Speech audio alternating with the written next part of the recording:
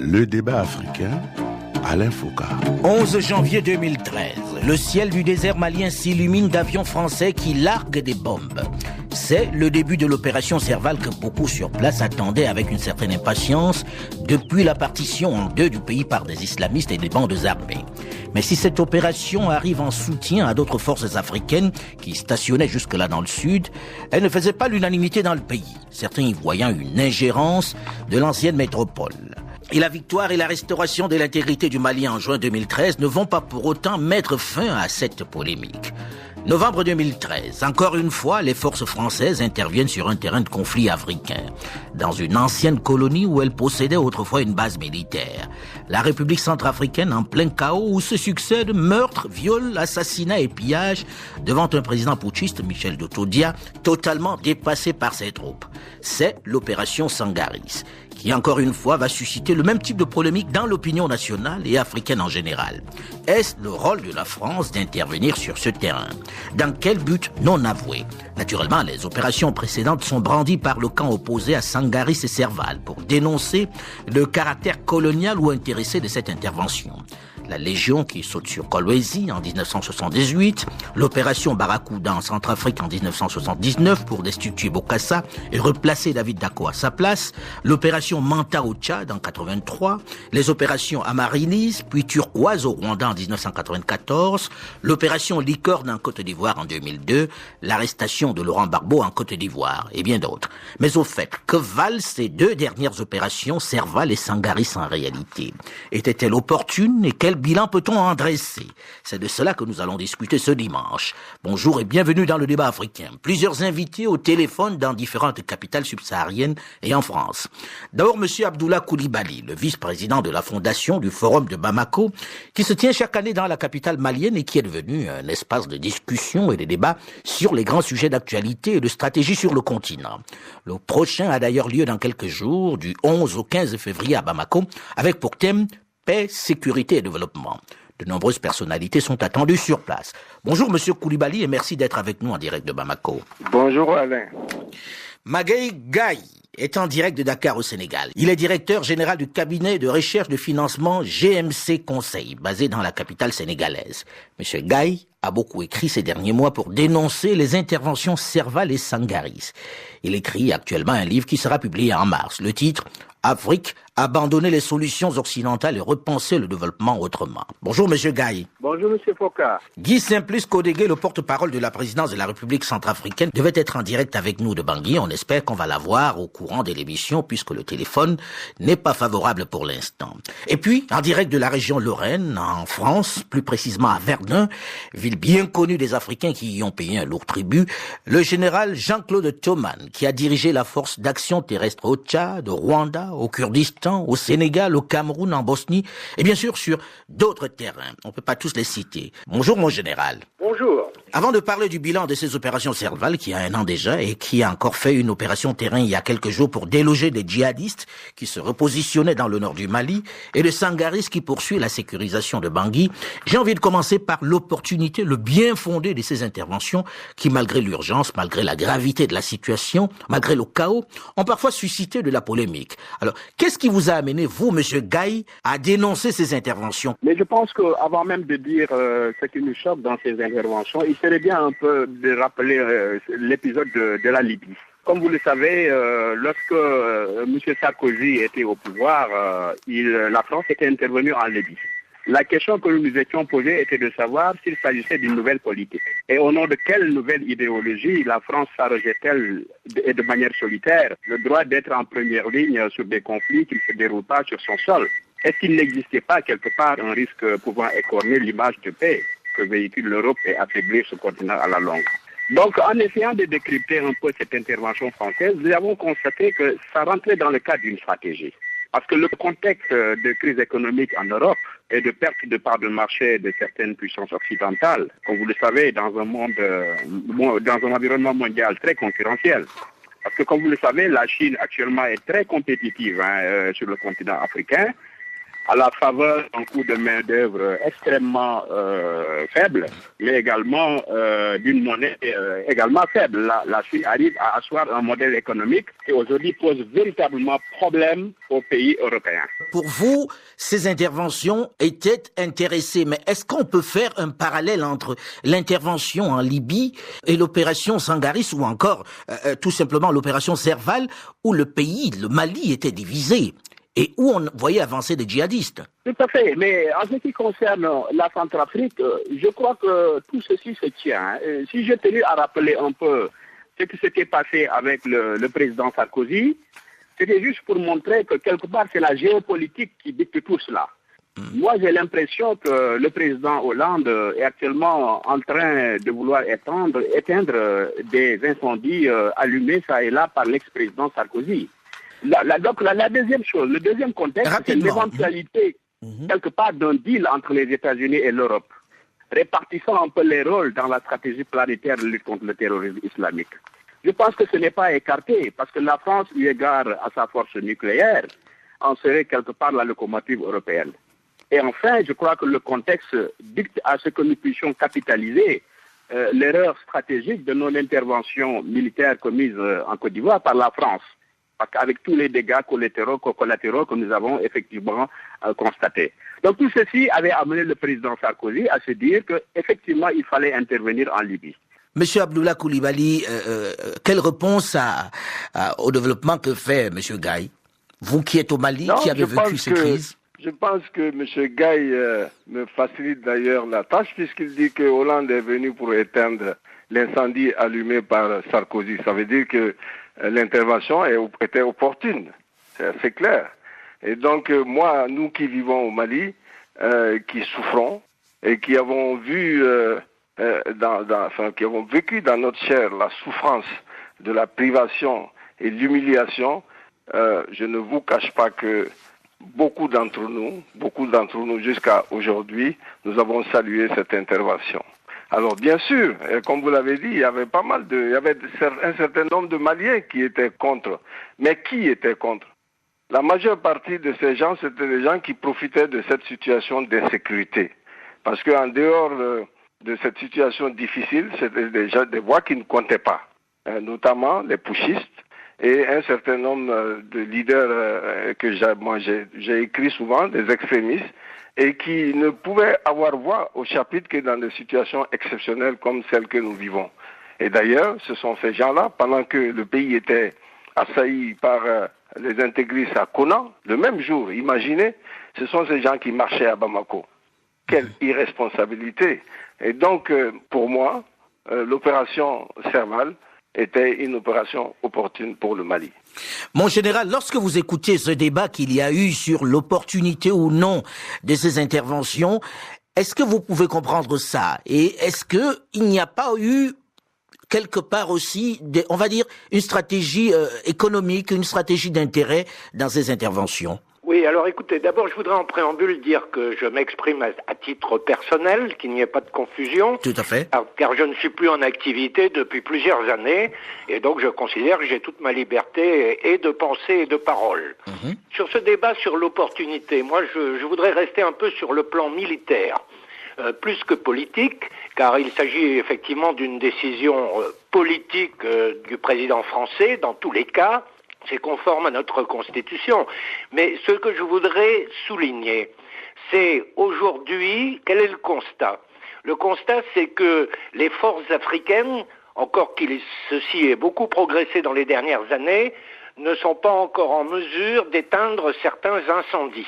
Je crois que c'est le souhait profond de la France, c'est une politique constante, et je pense en particulier au processus RECAMP, renforcement des capacités africaines pour le maintien de la paix, qui est un processus créé il y a plus d'une dizaine d'années et qui continue, qui consiste à aider, soutenir, former les contingents africains pour qu'ils soient capables de gérer les crises par eux-mêmes, enfin d'amener ce que doit amener l'outil militaire dans la résolution d'une crise qui est toujours politique, économique, sociétale, et dans lesquelles l'outil militaire n'est qu'un instrument qui vise à recréer des conditions permettant un retour à des processus politiques, sociétaux, économiques normaux.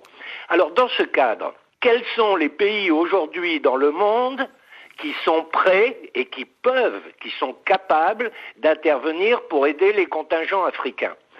Je vais très rapidement brosser le tableau. Les États-Unis n'ont pas une armée faite pour ce genre d'engagement.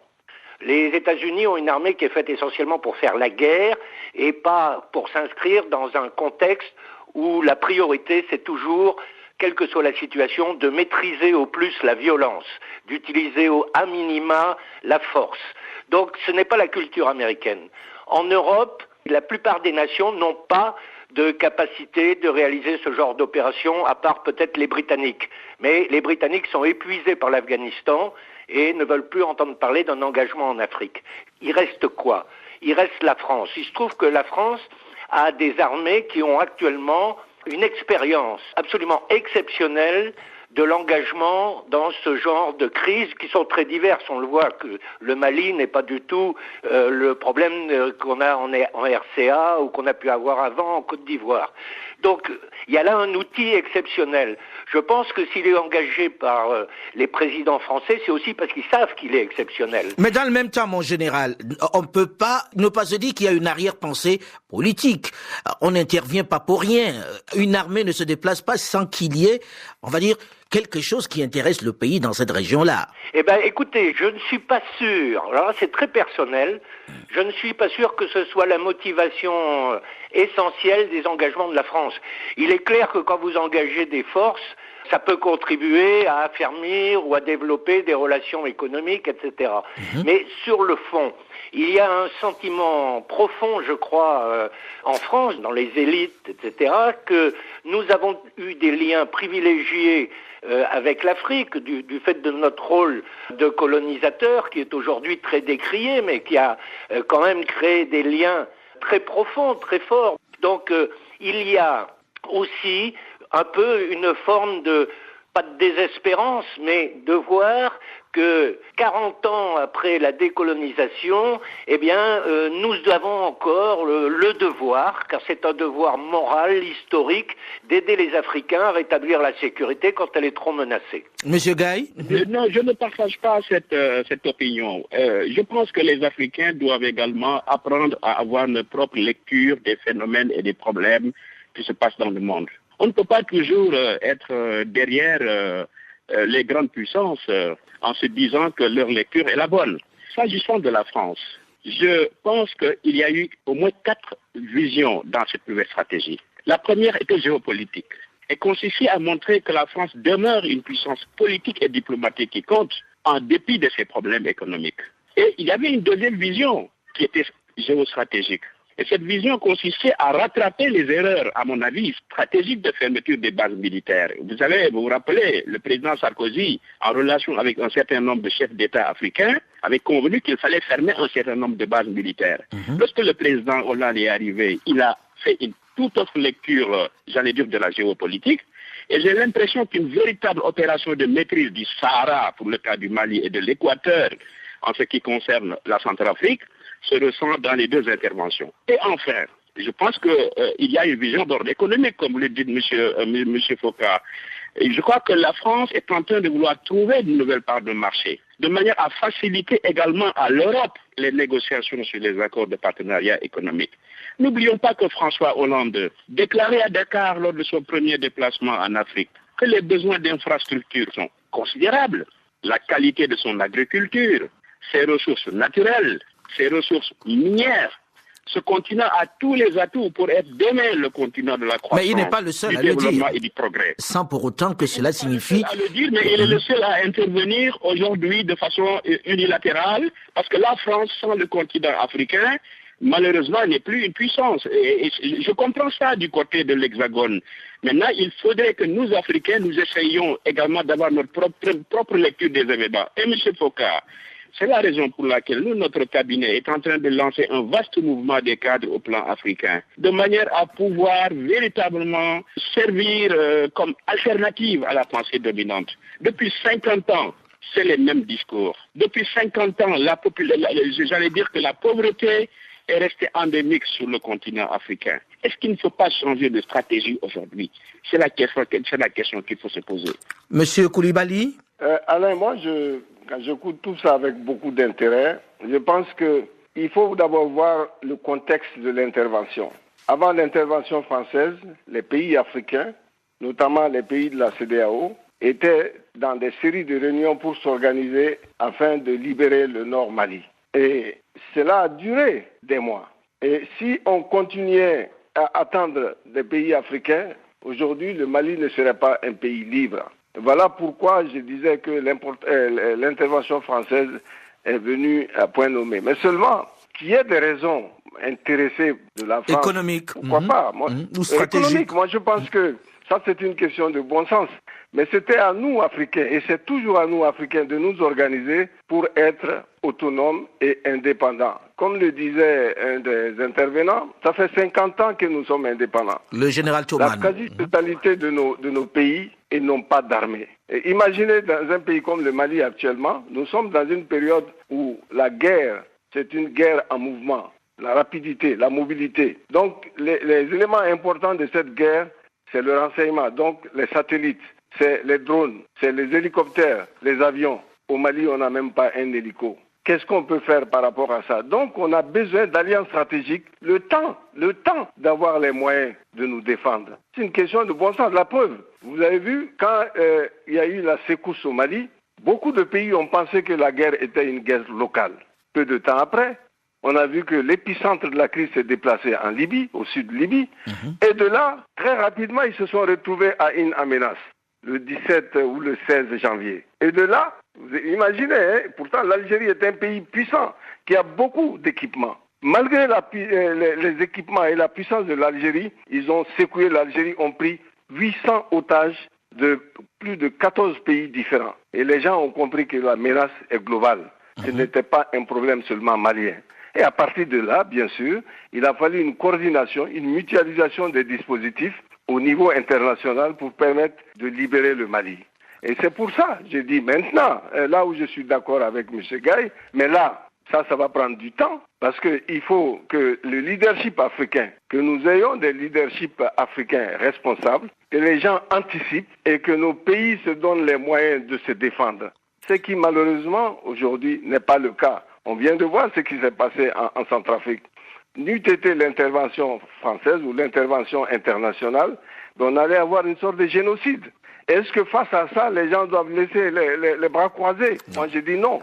C'est pour ça que je pense que les interventions, en tout cas, de mon point de vue, toutes ces deux interventions aujourd'hui sont utiles. Maintenant, qu'il y ait des intérêts géostratégiques, mais tout le monde le sait. Quand l'Amérique qui vient dépenser beaucoup d'argent pour la construction de l'aéroport international de Bamako, très honnêtement, c'est pas pour les beaux yeux des Maliens. Nous sommes conscients de ça. Que la France essaye de s'installer dans le Nord Mali, ça ne date pas d'aujourd'hui. Les Maliens le savaient de longue date. Le problème, le véritable problème de nous, Africains, c'est de nous donner les moyens de notre J'ai envie de poser la question tout de suite au général Thoman avant que nous ne terminions cette première partie. Rapidement, en 2 mots, est-ce que ces États ont les moyens aujourd'hui de constituer une armée qui puisse se défendre contre ces nouvelles forces, ces djihadistes, ces guerriers qui se déplacent et qui font de la guerre rapide, comme le disait à l'instant M. Koulibaly? Les contingents, enfin les armées africaines ont souvent d'énormes qualités, beaucoup de progrès ont été faits, en particulier parce qu'elles ont beaucoup participé à des opérations internationales dans le cadre de l'ONU dans les dernières années, mais comme le dit M. Koulibaly, il n'y a pas de moyens, il faut des moyens modernes. Bon, la guerre qui vient d'être faite dans le cadre de Serval, c'est une guerre qui a été faite avec beaucoup de moyens technologiques, comme il l'a souligné, sinon on n'aurait jamais pu annihiler ou détruire les forces de ces gens, de ces rebelles ou de ces terroristes, on les appellera comme on voudra. Ce qui veut dire qu'en réalité, les interventions étrangères ne sont pas prêtes de s'arrêter. On va en parler dans la seconde partie de ce magazine. On va parler également du bilan même de ces opérations auxquelles on vient d'assister, qui sont encore en cours. Rendez-vous donc dans une dizaine de minutes pour la suite du débat africain.